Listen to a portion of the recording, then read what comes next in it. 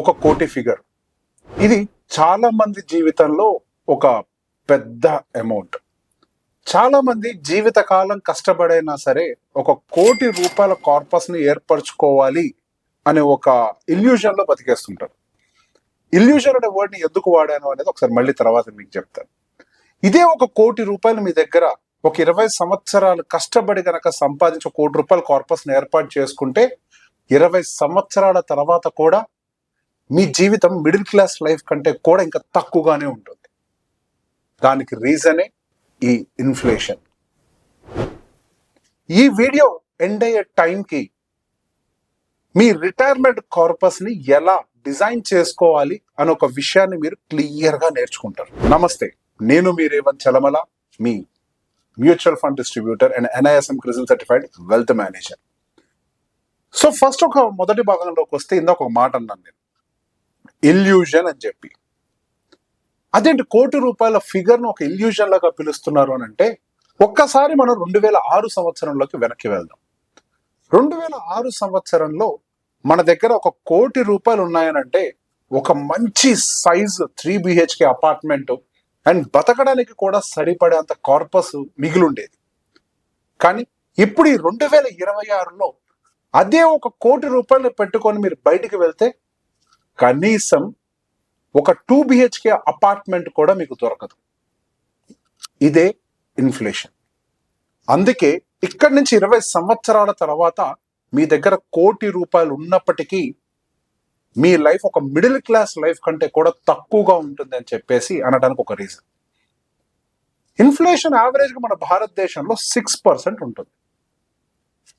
అంటే ప్రతి 12 సంవత్సరాలకి మీ డబ్బు యొక్క విలువ 12 సంవత్సరాలకి సగంగా మారిపోతుంది. ఇప్పుడు 2026 సంవత్సరం కదా, 2028 సంవత్సరాలు అంటే 2038 సంవత్సరాలు, ఇక్కడ నుంచి 12 సంవత్సరాలు వేసుకుంటే ఇప్పుడు మీ దగ్గర కోటి రూపాయలు ఉన్నట్లయితే మీరు దాన్ని ఎక్కడ ఇన్వెస్ట్ చేయకుండా ఖాళీగా వదిలేసినా కానీ దాని యొక్క విలువ మనకి 12 సంవత్సరాల తర్వాత అది ఒక 50 లక్షలుగా మారుతుంది. ఇంకొక 12 సంవత్సరాలు అంటే 2050 అప్పటికి దాని యొక్క విలువ కేవలం 25 లక్షలుగానే ఉంటుంది. ఇది చాలా పెద్ద డ్యామేజ్ కదా. మనం ఏమనుకుంటున్నాం, కోటి రూపాయలు ఉన్నాయి కదా, ఇది పెద్ద ఫిగర్ కదా అని అనుకుంటాం. కానీ మనం మన జీవితాన్ని 2 విధాలుగా చూస్తాం. ఒకటేమో రియల్ వాల్యూ, మరొకటి వచ్చేసరికి నామినల్ వాల్యూ. సో ఈ రెండింటికి మధ్యలో ఉన్నటువంటి ఈ వ్యత్యాసం ఏంటో చూద్దాం. సో నామినల్ వాల్యూ అని అంటే రూపీ ఫిగర్ ఆన్ పేపర్ అని అంటాం. ఇప్పుడు ఫర్ ఎగ్జాంపుల్ మనకి ఈ రోజు మనకు కోటి రూపాయలకి సరిపడా ఒక లైఫ్ ని ప్లాన్ చేసుకుంటున్నామని అంటే, ఈ రోజు ఉన్నటువంటి ఎక్స్పెండిచర్ కి అనుకూలంగా ఒక కోటి రూపాయల లైఫ్ ని డిజైన్ చేసుకున్నామని అంటే దాన్ని నామినల్ వాల్యూ అని అంటాం. రియల్ వాల్యూ అంటే ఏంటంటే మన భవిష్యత్తుని అంచనా వేసి ఆ భవిష్యత్తుకి ఇన్ఫ్లేషన్ అని ఒక దాన్ని యాడ్ చేసుకుంటూ వెళ్తూ ఒక ఫిగర్ ని ఎరవేతాం కదా, దాన్ని రియల్ వాల్యూ అని అంటాం. మన జీవితం సాఫీగా సాగాలి అని అంటే మన లెక్కల్లో ఉండాల్సింది నామినల్ వాల్యూ కాదు, అంటే పేపర్ మీద ఉండాల్సినటువంటి వాల్యూ కాదు, రియల్ వాల్యూ మన ప్లానింగ్ లో ఇంక్లూడ్ అయి ఉండాలి. ఈ రియల్ వాల్యూని మనం ఎలా డిరైవ్ చేస్తామన్నది ఒక్కసారి చూద్దాం. ఇప్పుడు ఫర్ ఎగ్జాంపుల్ మీ ఎక్స్పెండిచర్ అనేది ఒక 50,000 రూపాయలు 60,000 రూపాయలు ఎంతో ఉందనుకుందాం. ఆ 50,000 60,000 రూపాయలు 60,000 ఒక రౌండ్ ఫిగర్ వేసుకోండి. యూజువల్లీ ఏం జరుగుతుందని చెప్పాము, 6% ఇన్ఫ్లేషన్ తోటి మనకి 12 సంవత్సరాల్లో మన దగ్గర ఉన్నటువంటి రూపీ వాల్యూ హాఫ్ అవుతుందని చెప్పాం. ఎట్ ద సేమ్ టైం మన ఎక్స్పెండిచర్ 6% ఇన్ఫ్లేషన్ తోటి 12 years లో డబల్ అవుతుంది. అంటే ఇప్పుడు 60,000 రూపాయలు మీకు ఖర్చు అనుకోండి, కరెక్ట్ గా 12 సంవత్సరాలకు అది 1,20,000 రూపాయలు అవుతుంది. కరెక్ట్ గా దానికి ఇంకొక 12 సంవత్సరాలు యాడ్ చేస్తే 2,40,000 అవుతుంది. అంటే ఇప్పుడు ఒక 35 సంవత్సరాల వయసున్న ఒక వ్యక్తి 60 సంవత్సరాలకి రిటైర్ అవ్వాలి అని ప్లాన్ చేసుకున్నాడు అనుకోండి, అతను రిటైర్ అయ్యే టైంకి ఆయన ఖర్చు ఇక్కడ ఎంత టైం అవుతుంది, ఇందాక మనం 12 + 12 2,40,000 అనుకున్నాం కదా, ఇంకో సంవత్సరం కూడా రెడీ చేస్తే అప్రాక్సిమేట్ గా 2,60,000గా మారుతుంది. 2,60,000 రూపాయలు మీరు కోటి రూపాయల కార్పస్ ని తయారు చేస్తారు. ఈ కోటి రూపాయల కార్పస్ అప్పుడుండే ఎక్స్పెండిచర్ తోటి గట్టిగా 4 సంవత్సరాలే వస్తుంది. కానీ మన లైఫ్ ఎక్స్పెక్టెన్సీ మనం దాదాపుగా 85 వరకు పెట్టుకుంటాం. మనకంటే ఆఫ్టర్ రిటైర్మెంట్ ఇంకెంత ఏజ్ ఉంది? 60 తర్వాత 70, 80, 85 అంటే దాదాపుగా 25 సంవత్సరాలు ఉంది. ఇప్పుడు 35 సంవత్సరాలు ఉన్న వ్యక్తికి ఇంకా వర్క్ లైఫ్ 25 ఉంటే ఆ తర్వాత ఆయన జీవితం మళ్ళీ ఇంకొక 25 సంవత్సరాలు ఉంది. మన 25 సంవత్సరాలకి తగ్గ కార్పస్ కదా మనం ఏర్పాటు చేసుకోవాలి. దాన్ని రియల్ వాల్యూ అని అంటాం. మనం ఏంటి ₹1,00,00,000 చాలని ప్లాన్ చేసుకున్నాం, ఇది నామినల్ వాల్యూ. కానీ మనకి రియల్ వాల్యూని ఐడెంటిఫై చేయాలి. ఇప్పుడు ఎంత మనకి ₹2,60,000 కావాలి పర్ మంత్ ఎక్స్పెండిచర్కి. మన ₹2,40,000 లేదా ₹60,000 మళ్ళీ ఎవ్రీ ఇయర్ ఇన్ఫ్లేషన్ యాడ్ అవుతుంది కదా. ఈ సంవత్సరం 2,60,000 అయితే మళ్ళీ వచ్చే సంవత్సరం కూడా సేమ్ ఖర్చు ఉంటుంది కదా. పర్ మంత్ కొద్దిగా పెరుగుద్ది కదా, ఒక 15,000 మందమో 20,000 మందమో పెరుగుద్ది కదా. మన పెరిగే దాన్ని కూడా మనం క్యాలిక్యులేట్ చేయాలి కదా. సో ఇక్కడే ఒక సింపుల్ ఫార్ములా మీకు చెప్తాను. ఆ ఫార్ములా ఏంటంటే, మీకుండేటువంటి యాన్యువల్ బడ్జెట్ ఉంటుంది కదా ఇప్పుడు ఆఫ్టర్ రిటైర్మెంట్. ఇప్పుడు పర్ మంత్ 2,60,000 ఎంతో డిరైవ్ చేశాం కదా అప్రాక్సిమేట్ గా. దాన్ని ఇంటూ 12 వేస్తే యాన్యువల్ బడ్జెట్ వస్తుంది. మీకు ఎన్ని సంవత్సరాలకి రిటైర్ అంటే ఎన్ని సంవత్సరాలు బతుకుతారు అనేది లైఫ్ ఎక్స్పెక్టెన్సీ ఉంది కదా, ఎన్ని సంవత్సరాలు బతుకుతారు అనేది ఒక క్యాలిక్యులేషన్ పెట్టుకుంటాం కదా మనం, 25 years అని. సింపుల్, దాంతో క్యాలిక్యులేట్ చేయండి. అంటే మనము annual expenditure into 25 years is equals ఒక ఫిగర్ వస్తుంది. 8 crores 9 crores ఒక ఫిగర్ వస్తుంది. మనం అంత కార్పస్ ని 60 సంవత్సరాల కల్లా ఏర్పాటు చేసుకోవాలి. ఆ ఫిగర్ ని ఏర్పాటు చేసుకుంటేనే మన 85 years వరకు కూడా కంఫర్టబుల్ గా బతకగలుగుతాం. అండ్ ఇందులో కూడా మనకు కొన్ని మిత్స్ ఉంటాయి. మనకి అమెరికన్ రూల్ ఒకటి ఉంటుంది, మన SWP 4% పెట్టుకోవాలి అని చెప్పి. సో అది అమెరికన్ రూల్. అది మన అమెరికన్ రూల్ మన భారతదేశంలో నిజంగానే పనికొస్తుందా అనేది ఒక్కసారి మనం ప్రశ్నించుకోవాలి. అమెరికా లాంటి దేశంలో అక్కడ ఇన్ఫ్లేషన్ దాదాపుగా 2 to 3% మాత్రమే ఉంటుంది.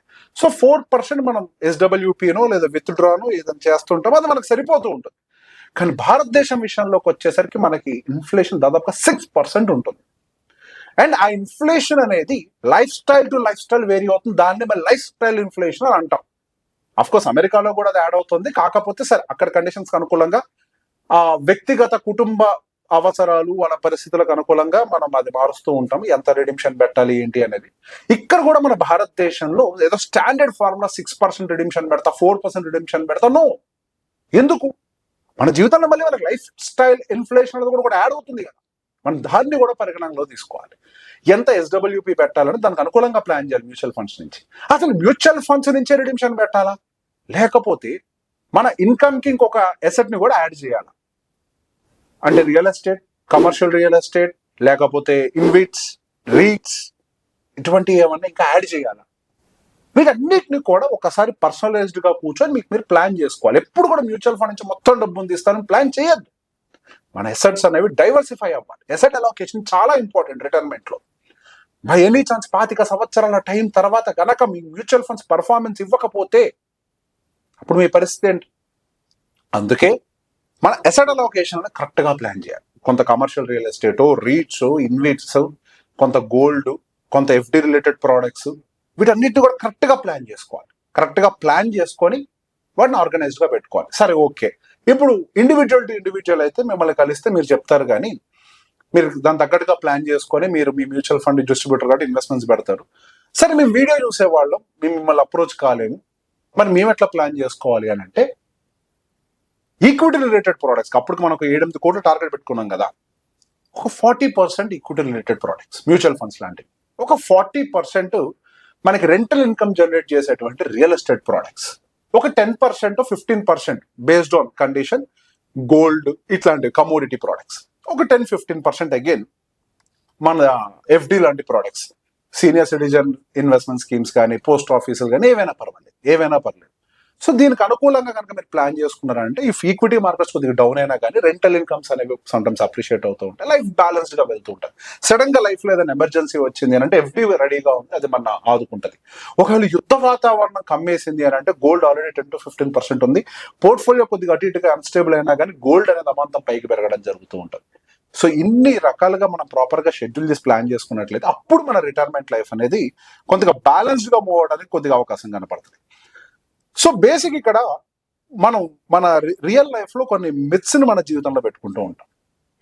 మనం అనుకుంటాం ₹1,00,00,000 ఫిగర్ చాలా పెద్ద అమౌంట్, మనం దాన్ని అచీవ్ చేస్తే లైఫ్ సెటిల్ అయిపోతుంది. ఇది ఒక మిత్.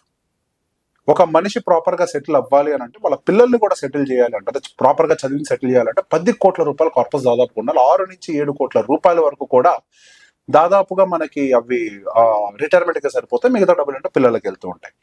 అండ్ రిటైర్మెంట్ అనేది ఎప్పుడుదో సంగతి కదా, 40+ ఇయర్స్ తర్వాత ప్లాన్ చేసుకుందాలని అనుకుంటారు. కాదు, రిటైర్మెంట్ కి ఎప్పుడు 25 to 30 ఇయర్స్ దగ్గర నుంచి ఒక ప్రాపర్ ప్లానింగ్ అనేది మీకు మీరు ప్రిపేర్ చేసుకుంటూ ఉండాలి.